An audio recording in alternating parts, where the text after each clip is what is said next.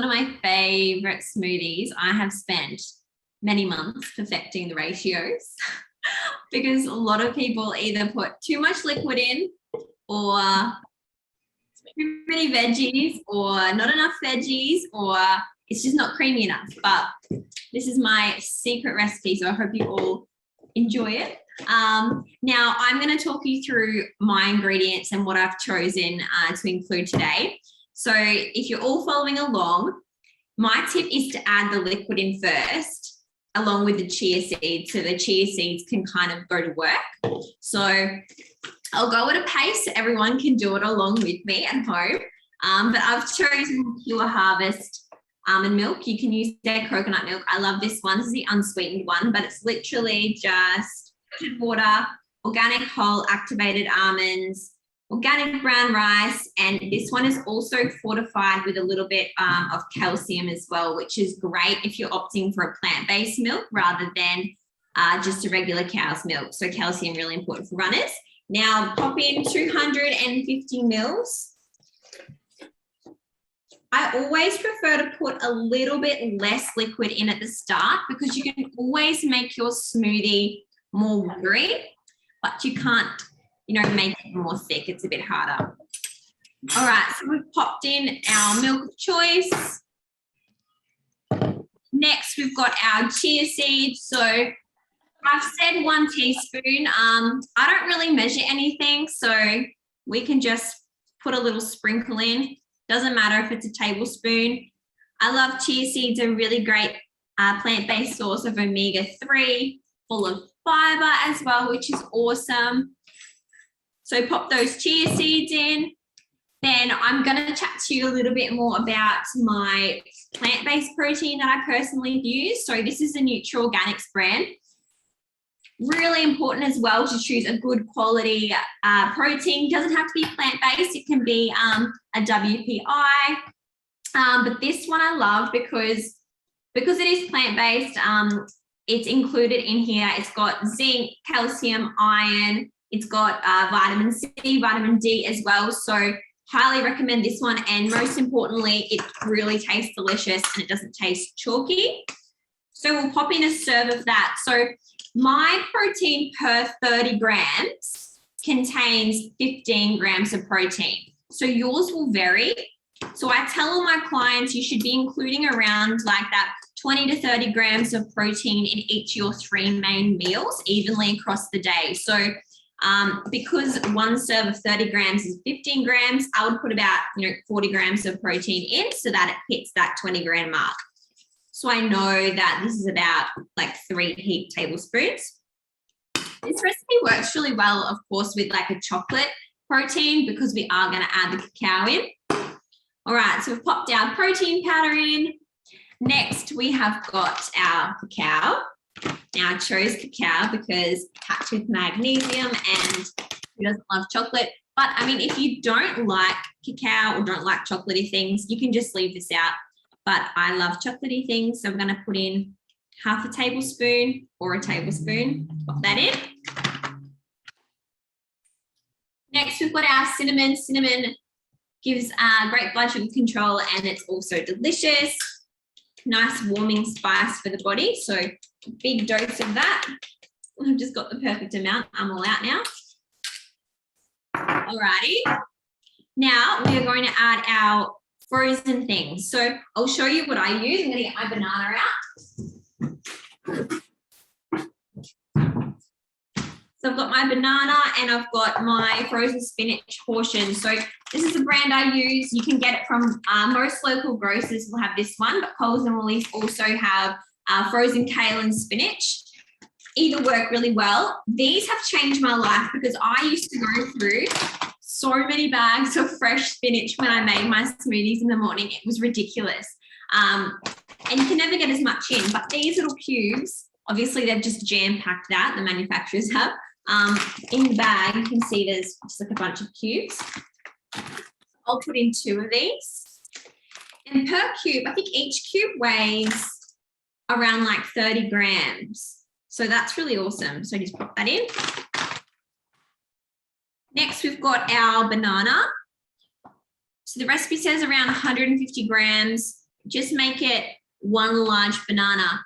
So I've actually calculated macros on this smoothie and it hits around that 50-gram mark, which is perfect for 50 grams of carbs, so which is perfect for that post-training glycogen repletion. And it also means that the smoothie will be super creamy with all that banana. So that in. Righty, next we're adding in, I think this is our final 2 ingredients. We've got avocado, packed with folate, B vitamins, and healthy fats. And it also makes it really creamy. This is one of the secret ingredients. And then we've got our peanut butter as well. So you could use any nut butter. Today, my husband picked this one up yesterday. It's dark roasted. I haven't actually tried this one by Mavis. I usually just get the normal one. The dark roasted smells delicious. So we're going to pop in a big tablespoon of that. You can never have too much peanut butter. So this is a crunchy. I know, it's so delicious. Yeah. It tastes so good. I often will use tahini in my smoothies as well. And any of my clients, I always give you guys a link to this delicious mixed berry tahini smoothie recipe. So tahini is really high in calcium, plant-based calcium as well. It gives the smoothie a totally different flavour, but almond butter works well as well. And then we've got 1/4 of a large avocado. Yeah. So just pop that in. Now, stage, I should have said make sure you've got a pretty big smoothie jug because this is a large one and it's pretty packed. Pretty packed. Yeah. I have a confession to make. I've never put avocado in a smoothie before. Oh no! Well, now game So this changer. is the first time. It might be a game changer for me. It really is.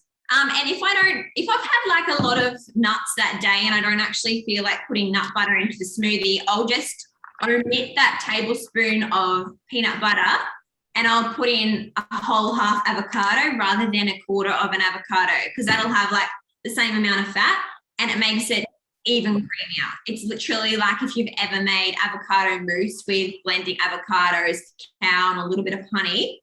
It's basically like that. All right, so how's everyone going? Is everybody up to this blending stage? I am. Yes. Hand up. Your muscles, if you've done the hour run, your body's probably like, feed me, feed me. All right. When are you working with over there, Thea? I've got the Ninja IQ. Ninja IQ. I just love this because it's like I've had it. Actually, this is the second one I've bought. They usually last me for about like 2 or more years, but yeah, I just can't go past it. Blends really well. It came with 3 jugs, so this is the biggest one, and like a smaller one as well. Yeah, we've just had somebody ask, can you freeze the avocados? Does that blend okay? Yeah, you can freeze avocado. I know that because you can buy frozen avocado cubes from the shop. I've never done it, but it's a great idea that when you obviously buy too many avocados and they go right, just chop them up, obviously take the peel off, and then just put them in a container or Ziploc bag and they'll be fine. Beautiful. Thanks. Yeah. Another tip too with avocados is as soon as they're getting a little bit ripe and like if you've got too many, just put them straight into the fridge. Some people don't know this. So we'll go to the markets. Like I'm going to go to the markets after this morning and I'll buy 5 huge avos and I'll kind of leave them on the bench till they're almost ripe. And then I'll just put them straight in the fridge and then they don't over-ripen. And then when I'm ready to use it, I'll just like get it out that morning before I use it. So that's a good tip. Good tip. Anyone needs that tip? All right, are we blending now? It's going to be loud. We are blending. I'm going to mute myself. Yeah, I'm going to mute myself too. Blend away, people.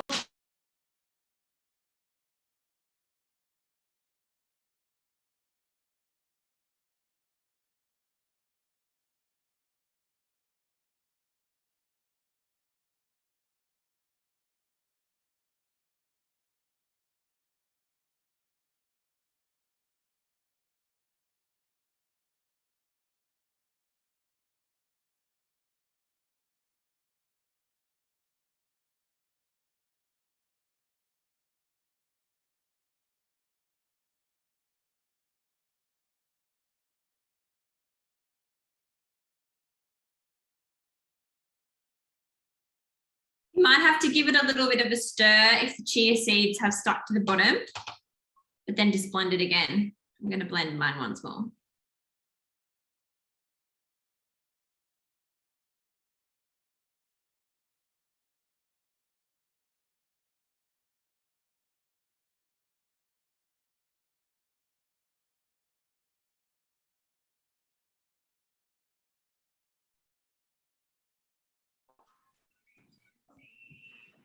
Oh, it's a good consistency. You know, right? Oh, it's my favorite thing about smoothies. You can eat it, like it should be pretty thick. Like you should be able to eat it with a spoon, kind of thick. Yeah. Yeah, like look at that. Yeah. Sticking to the blender. It's like dessert in a cup. So good. Has everyone tasted it? Everyone got it? Yeah. Do a cheers. Cheers, team. Cheers. Where's my ours are purple? Maybe we would do any berries in. Yeah, why is yours purple, Beck? Blueberries. I put so many blueberries in there. Yeah, blueberries is a good addition. I put blueberries in there because we didn't have a frozen banana. Yeah, that's what I'll do as well if I don't have enough frozen banana. Just Oh, that's so It's nice. good. She's good. So good. Do you have the carbohydrate, protein, and fat grams for that smoothie, just so we know what we're dealing with there? I did. I put it into my fitness pal, but I can't remember what day that I put it in, so I'll have to go back and have a look. But I think it was around like 550 calories, so pretty high calories, which is needed. Yeah. It was around, I think, 50 grams carbs. Yeah. I think 25 grams of fat and 30 grams of protein. It's so good for a post workout smoothie. Yeah, maybe closer to 30 grams of fat. So that's what I like to have about that ratio split as well. So aiming for that 1 to 2 serves of good fats in there, that full serve of carbs and full serve of protein. Then of course that additional spinach, or you could have used frozen zucchini, frozen kale, anything could have worked in there as well. So really, like if you're not sitting down for like a macro bowl of breakfast, like, you know, your scrambled eggs and potato or bread and greens on the side, that you're able to still get those 1 and a bit serves of veggies in at breakfast, which just puts you ahead of the game for the rest of the day. Because of course we're aiming for those 2 cups per meal, but for a lot of people, breakfast is just that meal that they can't get those veggies in. But with a smoothie, putting in that frozen veg just makes it so easy. Yeah, that's a really good point. And you always want to like kind of front load your carbohydrates and your fats and your protein, so you're fueled for the rest of the day too. So post workout, I find for myself, I have to have a smoothie or something that's going to go down easy, because I'm not necessarily, I don't want to go and eat a full meal straight after a run. So this is so nice for me. Yeah. Smoothies is a great way to get in those calories in. Exactly right. And you can just sip on it over the next hour or so. Like if you're doing work on a computer or something, it's just great to be able to do that and work, rather than have a bowl of eggs you're trying to juggle or whatever, or run after your kid. You can do that. And of course, make it before your long run and pop it into like a cooler bag as well. Because of the consistency of smoothies, like they're not going to really separate that much. You can just give them a bit of a shake. So if you're going out to the trails, just put it into that cooler bag, make it early in the morning, and then take it out. Of course, if you've got a family and it's a smaller house, then you might wake them up blending in the morning, but you can make it the night before. Yeah, that's a good point. Because yeah, I do that with my coffee too, because I'm like, I want to have a little coffee before I go for my run, but I don't want to wake the household because then my run won't happen. Yeah. So make it the night before and have a cold latte is the way to go. Can you talk to me about kind of like designing your day? Because this is like a really good like segue into, you know, organizing your main meals and then organizing snacks. And a couple of questions that the Her Trails community has been asking is like, how do I get enough fuel in for enhancing my performance. Hmm. So we always talk about designing your plate, and a lot of you would have seen those videos on the Life Hub. But do you have any other extra tips that you could give to the community? Yeah, well, when I was thinking about how to best explain this, I thought it'd be good to do kind of like a bit of a role play. So what I do in a day of how I would eat for a hard training day. So, if I were to wake up at 5, for example, then go on that 2 to 2.5 hour run at 6 a.m., like waking up at 5, for me, I would have a banana with some nut butter, bit of honey on it, or a nice slice of sourdough with some mashed banana and honey. Then my post-training within the hour would be something exactly like this smoothie. Depending on my hunger levels as well, I will usually add about 1/3 of a cup of granola to that smoothie, just to up the carbs even more. Trying to get to that almost that 70-gram mark, particularly if it's a longer run. Now, like educating about building a plate, if you are putting in everything to that smoothie like we did today, and I saw a comment saying I've never put so many ingredients into a smoothie, like you are going to be hitting all your macros there. That should really keep you full for between 3 and 4 hours, right? So that'll get you to about lunchtime, or that would get me, right, to about lunchtime, so 12 o'clock. So I had that at 8 after my post-training. Then that would get me to 12. So I would have already had some ingredients prepped to make that lunch and make it really easy for me. So I am loving at the moment roasting both sweet potato and normal potato together. I just think that's a great way to include some resistant starch into the diet, and whole food carbs you can't beat in terms of the amount of calories per serve, rather than having a piece of bread with some protein on it. So for my lunch, I would build my plate by putting that 1/2 to 1 cup sweet potato in my plate. I would have my good quality proteins. I love scrambled eggs, so I'd have some scrambled eggs then at lunch with potentially some more avocado, some hummus, and then some leafy greens as well. Now, taking me to lunch, that would be my lunch. So that's hitting again around that 50 grams of carbs. So it's important when we're doing endurance training to keep having those serves of complex carbs all throughout our main meals. Anyone who's worked with me, they'll know that they'll do that as well. So every main meal you will build exactly the same.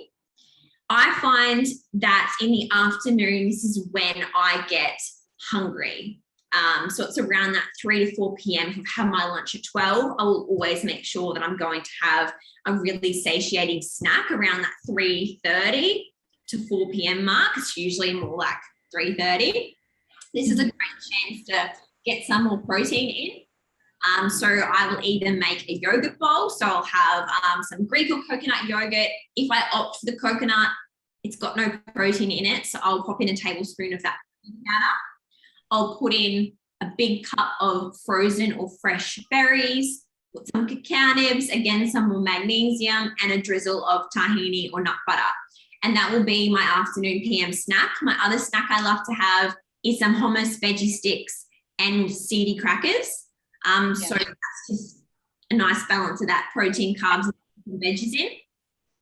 And then while I'm making dinner that evening, I like to have a cup of bone broth. So bone broth is full of collagen. So collagen turns into a gelatin, and it provides our body with so many amino acids, which are really the building blocks of protein. So that's what I like to sip on while I'm making dinner. And then an easy dinner that I like to have when I'm in that high training level is a lovely either slow cooked meal, which is really nice for digestion, like a slow cooked chicken satay, or even like curry that you've made over the stove. So the veggies are really cooked down with that pumpkin. You can make this vegan with tofu or use chicken, and then serving that with some basmati rice or cooked quinoa.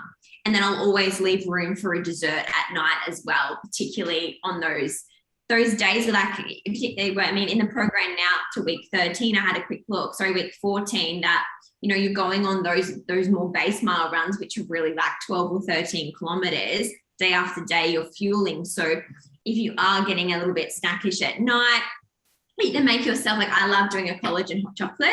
So I'll put in, oh my gosh, it's so good. I should share this recipe in the community, but in a mug, yeah, in a mug, I'll put about probably like close to a tablespoon of cacao. It's quite a lot. So a tablespoon. I'll put in some reishi because I like reishi mushroom, but it's optional. It's like meant to calm you and all those things. I'll put some reishi in, and then I'll put like a little bit of boiling water to kind of mix the cacao and reishi together to form a paste. And then in my milk frother, or on the stove if you don't have a milk frother, I'll put the Pure Harvest coconut milk, so it's a sweetened coconut milk, and I'll put about 200 ml of that. Then I'll pour that into the cacao that's been kind of melted down with that hot water, and then a drizzle of honey, pop in a tablespoon of collagen. So just kind of increasing that protein that way. Or you can't go past like a bit of dark chocolate, a medjool date, and some nut butter, a couple of those as well. So I suppose I just spread my meals out every 3 to 4 hours and make sure that at that lunchtime that I'm getting in all my macronutrients and micros as well. And then in the afternoon, having a little bit of additional protein that's going to get me through to dinner. And then my dinner, making sure that I'm hitting all my macros again then, and then never depriving myself at dessert after dinner, just to have a sweet treat, or just to top yourself up with something that is going to really like build you, particularly with that collagen hot chocolate, adding that collagen in. Yeah, that's such a good day. And one thing I did notice, and I actually wrote it down, is like you are eating every 2 to 3 hours, and that's just to kind of match that training level and keep on top of your fueling. So ladies, I think one lesson here is that we're always eating, like, especially at the phase that we're in right now. We're burning a lot of calories, and we need to make sure that we're putting calories in, but not just calories, the right calories. So thank you so much, Thea. That was a really good day. And what I also did learn, and I don't know about you, Sam or Joe, is like you sound like you have your recipes and you're prepared. And that's also like key to fueling yourself correctly, is preparation. We've just had a question from Aubrey. Could you tell us how you might augment your meals for a low training or rest day?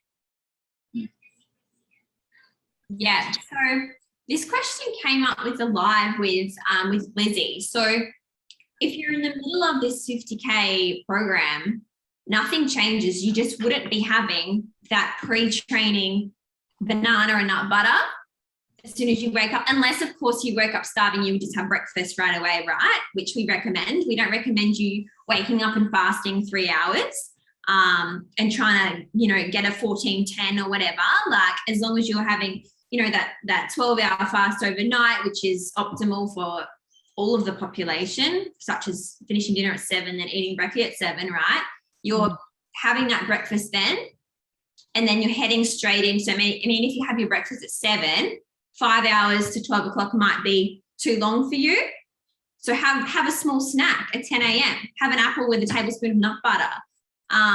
But nothing changes on a rest day. You're still building out your 3 main meals with all of those macronutrients, because your body will often you'll feel more hungry on a rest day. And personally, I experienced that because that's when adaptation happens. And you've just got to keep fueling through that time. You might find if you finish the program and take a couple of weeks off, you might not need to have 3 serves of those complex carbs throughout the day, but you'll definitely probably still be having 2. Might just be that your lunch will be built out with more of those non-starchy veg, like your pumpkin and roasted carrot and things like that. And that's something that I do tweak. But if you're in the middle of a program and you're on a Sunday rest day, nothing changes. Yep, because when you're also talking about that adaptation, it's also like all the rebuilding from the work that you've been doing. So you actually need the fueling to repair your body to be able to perform the next day.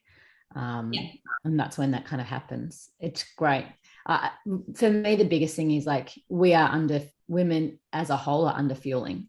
And what we're under fueling on not only is like the degree of calories, but also the type of calories, which is what Beck kind of referred to before. So it's... Yes. Yeah, I just want to add something to that, Sam, because that's really important because if you're putting in, I know we bang on about, making sure you've got your non-starchy veg, 4 to 6 cups a day, but you need to make sure they don't displace your protein, your fats, and your carbohydrates, particularly your carbohydrates, because you can get very, you can build out a salad bowl with a cup of broccoli and a cup of zucchini, and then you are so full that you can't consume your potato or your rice, your quinoa. You're actually not giving your body that carbohydrate that it needs. And, I've learned that lesson the hard way by putting in, too many greens and stuff, and then your body can't actually get those carbs and protein and good fats that it actually needs to replete. So that's why having something like sourdough sandwich, great idea, middle of a high training load for a lunch, rather than like putting in too many non-starchy veg.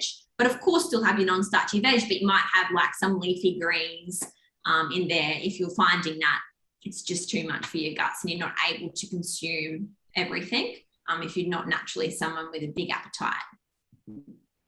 Oh, you're a gem. We love you. And I'm sure, I think there's some people on this Zoom who have done sessions with Thea. If you want a deep dive on a personal level, highly recommend you pick one of the consults with Thea.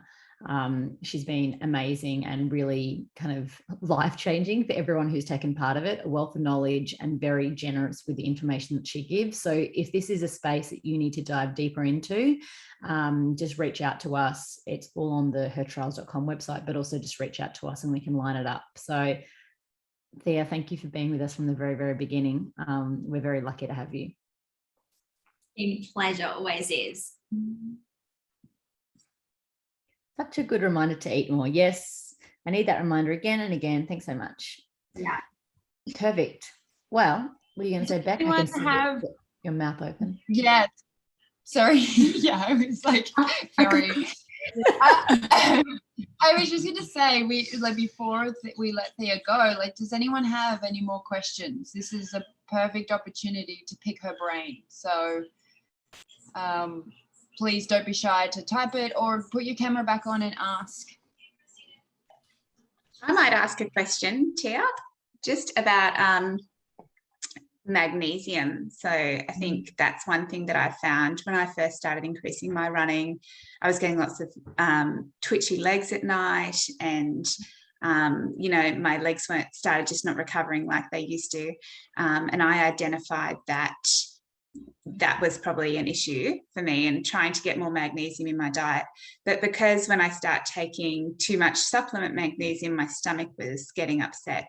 So is there a way that we can kind of target high magnesium foods throughout the day, so we're not maybe in a position where we have to cram it in? And it does help us sleep, and I do take a magnesium powder at night. But sometimes I think if I could lessen that, my stomach might be a bit better in the morning, so I'm not having to necessarily find a bush on my runs. Yeah, that's a good question, Jo. So dark leafy greens, cacao, that type of thing, really high in magnesium. You can put them throughout the day, like I kind of mentioned on the day on my plate just before. But I would recommend firstly looking at the type of magnesium that you're actually consuming, because magnesium, the form matters. So oxide's the lowest quality and it's very poorly absorbed by the gut. So if you've got your supplement in your cupboard, anyone, go check it. Citrate can have a mild laxative effect on some people, but chelated is the best form of magnesium. And a lot of the ones that you get from the shop will not have that type. And if you're not consuming the right type, you're going to have digestive discomfort and upset. You actually shouldn't have that if you're having the right magnesium type. So I'd like to have what the type is you're having. And because I've got access to practitioner grade sups, the best one I recommend, well, there's a couple depending on, what you need. And there's a lot of that have a lot of cofactors as well, like taurine in them and zinc, and it depends what other supplements you're on. So I can't tell you exactly which one to have, but there's a plain one called Metagenics Mag Duo that I personally take. And that's 400 milligrams of magnesium. And that's like a base level. That's safe really to prescribe to anyone in the general public. And that's a very clean magnesium. So that's what I would recommend firstly, is looking at the type, because you simply can't get enough from the food we eat because our soil is quite depleted. Yeah, great. Look at the supplement. I actually recommend everyone to be having a magnesium supplement. I think it's that and fish oil, the two that you can safely prescribe to really anyone, because our bodies are just sweating so much and going through so much. We simply can't get what we need from food alone. Yeah, perfect. Thank you. Yeah, that's really good to understand. I think the more we do pick up our training, no matter how well we eat, there's probably a couple of things that we are going to need to have a little help with. And I think that it's a minefield out there when you're trying to navigate supplements. I think iron can be another one for a lot of women that, you know, they have to consider, and it's tricky to find the right one, because magnesium and iron do, if you don't get the right one, do tend to upset your gut a lot. Well, I'm just reading this research article that, because I actually was just doing a bit of research on this the other day, and it was saying that 500 milligrams per day of magnesium over 8 weeks was shown to significantly increase sleep time and sleep efficiency while improving the onset of sleep. So patients' cortisol levels were also shown to decrease in correspondence with increase in melatonin, indicative of magnesium's effect on improving sleep quality.